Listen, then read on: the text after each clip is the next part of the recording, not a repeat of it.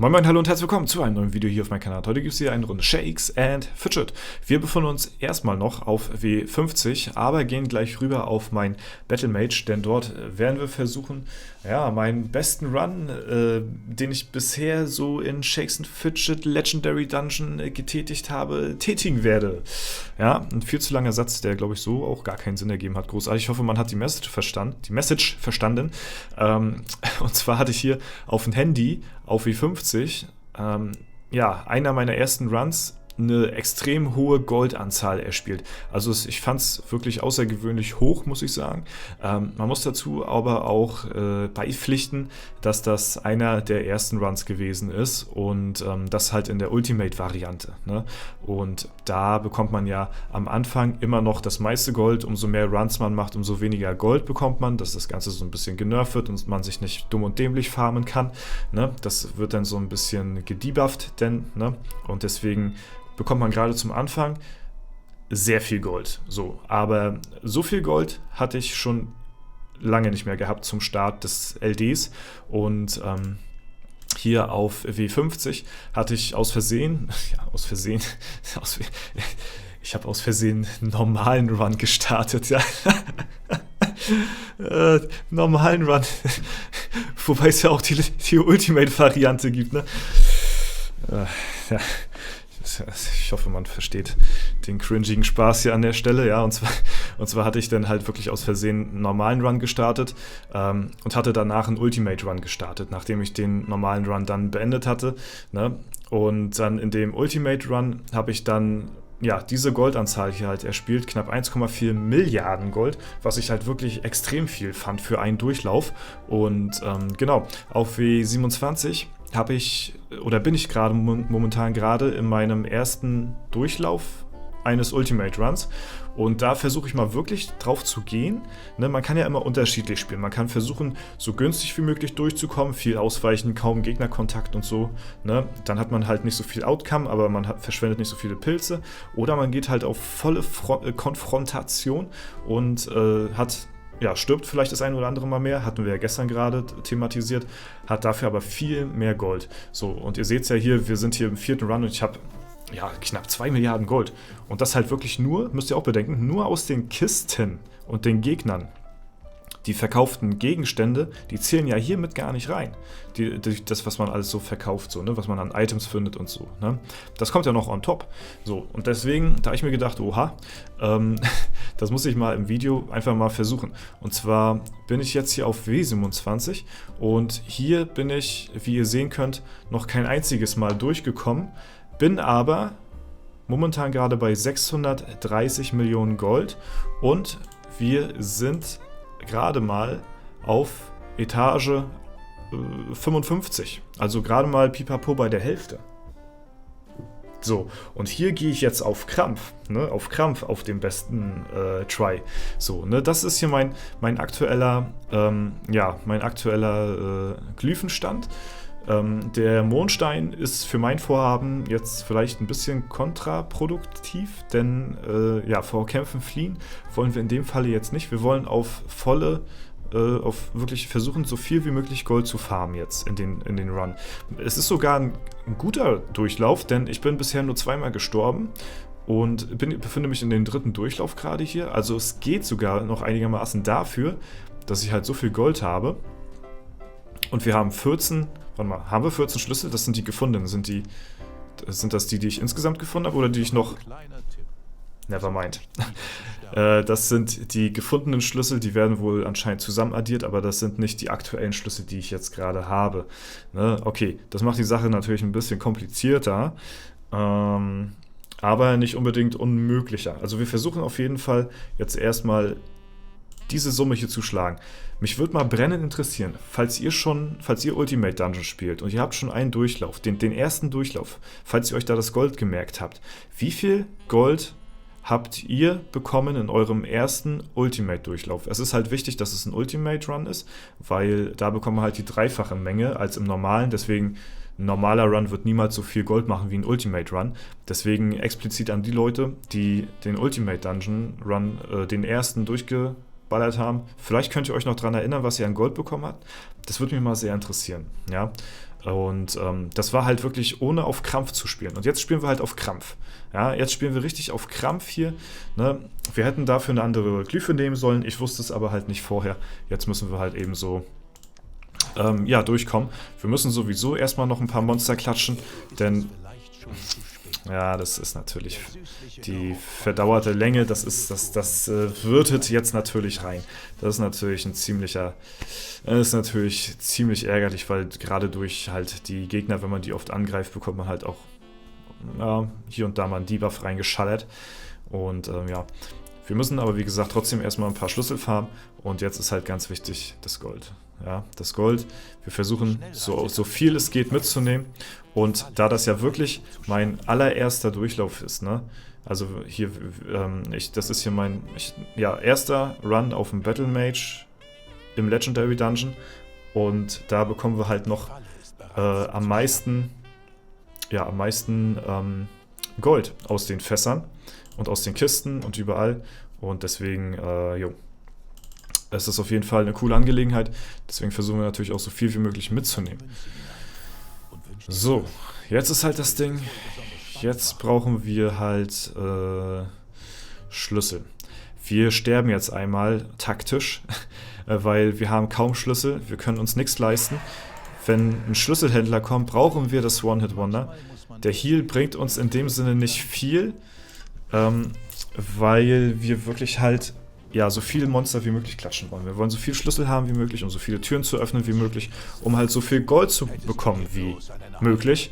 Und deswegen wird das jetzt hier ein sehr teurer Run werden. Nehmt euch da auch bitte kein Beispiel dran. Ist taktisch ein bisschen unkluger, aber es ist jetzt für Testzwecke für mich jetzt erstmal interessant, sag ich mal so. Es ist interessant. Ja? Und vielleicht ist es für euch auch interessant. Und vielleicht macht es euch ja sogar Spaß zu sehen, wie ich hier jetzt extrem oft sterbe, obwohl es bisher kein schlechter Run gewesen ist. Wir versauen uns jetzt ihn aber absichtlich, sag ich mal. Ne? Wir gehen mal hier durch die Tür und obwohl wir brauchen... Oh, da nehmen wir natürlich die goldene Tür. Okay, hier müssen wir gamblen. Always choose the rock. Hatte mir damals schon der Drainy gesagt. Also Dwayne The Rock Johnson, nicht der Drainy. Nicht der Drainy, der aufgehört hat auf S31. So. Okay. Das ist natürlich schade. Das ist eine Epic-Truhe.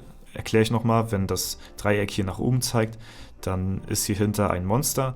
Das gibt euch aber auch Epics. Und wenn ihr im Ultimate Dungeon seid, ist es vielleicht auch klug, das anzugreifen, denn es gibt euch 3 Epics. Hier würde ich es in dem Falle sowieso nicht schlagen können, weil ich zu wenig Leben habe. Deswegen gehen wir mal weiter. Und wir sind beim Schlüsselhändler. Und jetzt habe ich genau das Problem.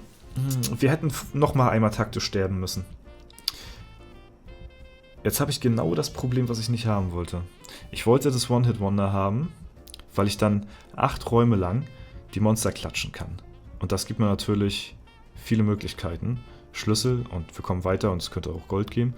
Jetzt muss ich den Heal nehmen, weil sonst sterbe ich. Und wir verpassen halt den Schlüsselhändler, wenn wir weitergehen. Ne? Deswegen muss ich den 6-fach Heal nehmen. Ja, das ist das, was ich nicht haben wollte eigentlich. Mist. Das ist ein bisschen ärgerlich tatsächlich. So, wir überleben zwar jetzt. Wir nehmen auch nochmal eine Tür, damit wir nochmal ein bisschen uns hochheilen können. Ja, das nehmen wir natürlich mit. So, und jetzt klatschen wir noch ein paar Monster. Wir haben zwar wieder jetzt Full Life, aber im Prinzip hätten wir unterm Strich mehr gehabt von dem One-Hit-Wonder. So, jetzt achten wir mal drauf. Jetzt nehmen wir natürlich die Glyphe genau nach unserem Belieben. Verringert den von Monstern verursachten Schaden. Ist eine gute Sache, verringert die Chance auf Gegenstände zu finden. Ist natürlich nicht ganz so nice, weil Gegenstände bringt auch Gold. Wir haben jetzt aber auch kein Hexen-Event mehr, weil wir heute schon wieder Montag haben. Was haben wir hier? Chance von Schaden. Okay, verringert die Chance, erfolgreich im Kampf zu fliehen. Ja, dann nehmen wir das. Dann nehmen wir lieber die als die. ne? Ich meine, das synergiert jetzt so gar nicht mit der Glyphe hier, ne?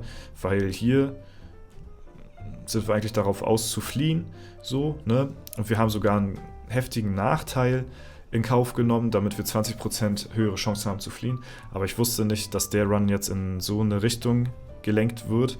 Ich hatte den eines Tages angefangen, der war noch offen. Jetzt mache ich ihn halt zu Ende, als ich halt diesen Gedanken für diese Videoidee jetzt hatte.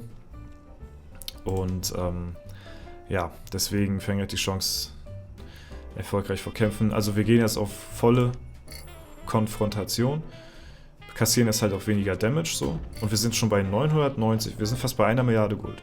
So, wir könnten den Run halt überbieten, den ich auf W50 gemacht habe. Und das versuchen wir natürlich auch hinzukriegen. Den sollten wir eigentlich jetzt noch schaffen, ne? Mit 20% weniger. Oh, aber ganz knapp. Ganz knapp.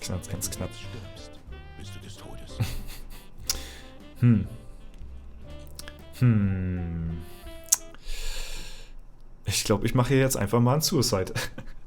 Weil ich könnte jetzt hier fliehen, natürlich, ne?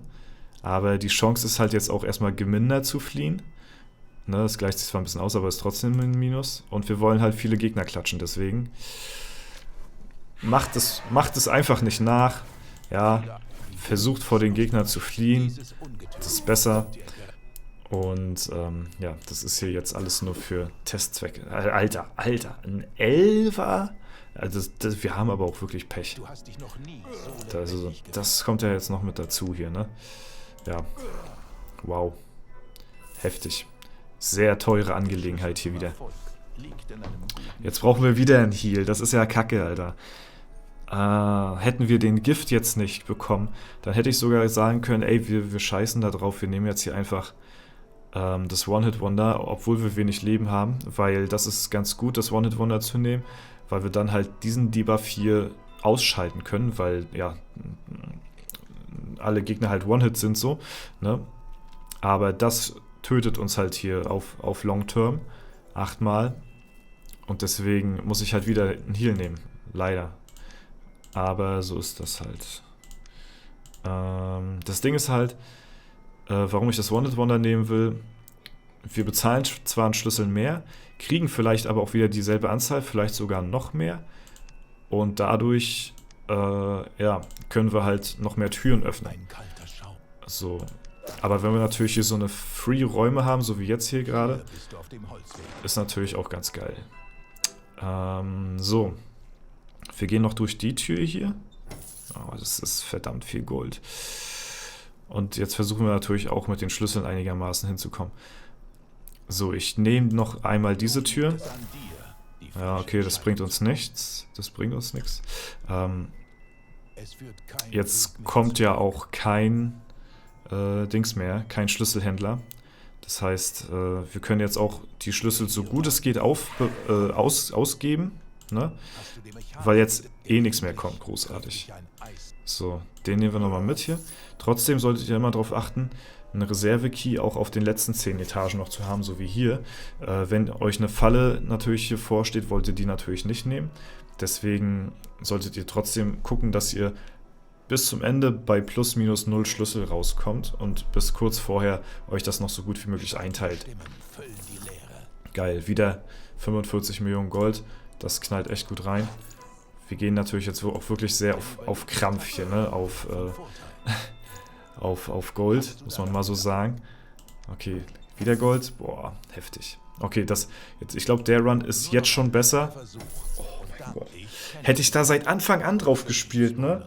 Dann hätte ich hier wirklich eine extrem hohe Summe erreichen können durch den allerersten Run. Aber die ersten 50 Etagen habe ich da ja gar nicht dran gedacht, dass man das mal machen könnte, so auf extrem krankes Goldeinkommen mal zu spielen, was man in einem Run an Gold so rauskriegen kann. Ne? Also 50 Etagen, die ersten 50 Etagen. Ja, aber trotzdem kriegen wir hier schon extrem viel Gold. Es ist natürlich halt auch wirklich sehr teuer, ne, das muss man dazu sagen. Okay, jetzt haben wir hier One-Hit-Wonder nochmal bekommen. Das ist nett auf jeden Fall, sonst wären wir jetzt hier nochmal hops gegangen. Ja, ich bin greedy und gehe durch die Tür. Okay, schade, nichts dahinter. Jetzt haben wir leider keine Schlüssel mehr. Ah, okay. Bringt der nochmal Gold? Ne, schade, den Schlüssel jetzt, okay. Ja, da müssen wir jetzt nochmal sterben. Aber im Prinzip haben wir jetzt extrem viel Gold gemacht. Ja. Krass. Und vorher war das hier... Nee, hä? Lol. Lol, ich habe weniger Gold gemacht. Okay, damit hätte ich nicht gerechnet. Ja, wir sind jetzt ein paar Mal mehr gestorben natürlich. Also der Run auf E50, muss ich sagen, der war, wenn man sich das so vergleicht, der war extrem heftig. Der war sehr, sehr, sehr, sehr heftig. Also ich hatte sehr viele Schlüssel gefunden auch. Und ja, bin wirklich dafür wenig gestorben, muss man mal so sagen. Dafür, das, was ich an Gold bekommen habe, bin ich echt wenig gestorben. Jetzt bin ich hier auf Krampf noch auf Gold gegangen, ne? Bin aber deutlich mehr gestorben und habe nicht mal das erreicht, was ich auf E50 erreicht habe. Man muss aber halt da wirklich dazu sagen, dass ich halt hier erst ab der Hälfte jetzt angefangen habe, wirklich jetzt auf Gold zu schwitzen, so. Ne? Deswegen, ja, krass. Heftig. Also... den hätte ich gerne aufgenommen, den Run hier. Habe ich aber halt am Handy gespielt. Ne? Ja, naja, gut. Öffnen wir mal die Kiste. Mal gucken, was wir hier bekommen. Auf ein Battle Mage. So, die DPS-Kette. Das Ding ist jetzt halt, man kann sowas natürlich jetzt im Anschluss wieder tryen. Aber jetzt bekommt man halt schon deutlich weniger Gold als die ersten 3 Runs. Nicht deutlich weniger, man bekommt immer noch relativ viel. Aber nicht mehr so wie beim ersten Ultimate Run halt, ne? Ja, also ich sag mal so, hier lohnt es sich jetzt noch nicht so krass irgendwie zu equippen, muss ich sagen. Handschuhe, die Handschuhe sind alt, die Handschuhe könnte man vielleicht wechseln.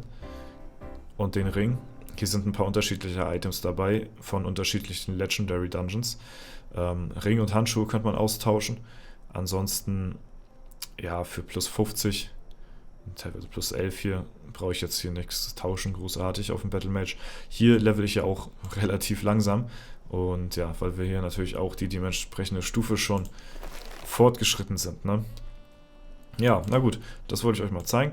Wir gehen jetzt hier auf das Video von gestern und werden mal das Ganze auch wieder kopieren hier. Ich hatte übrigens, by the way, hatte ich gestern, glaube ich, in den Titel zuerst geschrieben, Lucky Coins, obwohl es Sanduhren waren. Ja, das tut mir leid an der Stelle, aber ich denke mal, ja, ihr habt es dann im Laufe des Videos mitbekommen. Ich hatte ja auch Sanduhren gezeigt im Video, aber im Titel hatte ich mich da vertan. So, kopieren, einfügen und let's go. Wir choosen den Gewinner. Ganz viel Glück an jeden einzelnen von euch. Und let's go. Gewonnen hat diesmal der Karl Knipfer 2135. Mal wieder ein Top-Video. Sind nichts anderes von dir gewohnt. Ey, vielen, vielen, vielen, vielen lieben Dank. Ja, danke schön für den netten Kommentar. Freut mich sehr zu lesen. Ich glaube, das war sogar einer der neueren, oder? Wenn ich mich jetzt nicht täusche. Ja, nee, nicht ganz. Aber ich hätte gedacht, hier, der war so ähnlich gewesen, hier der Kommentar. Ja, aber auf jeden Fall, Dankeschön für die lobenden Worte. Herzlichen Glückwunsch an dich. Bitte melde dich bei mir auf Instagram oder auf Discord, was dir halt lieber ist. Beides findest du in der Videobeschreibung.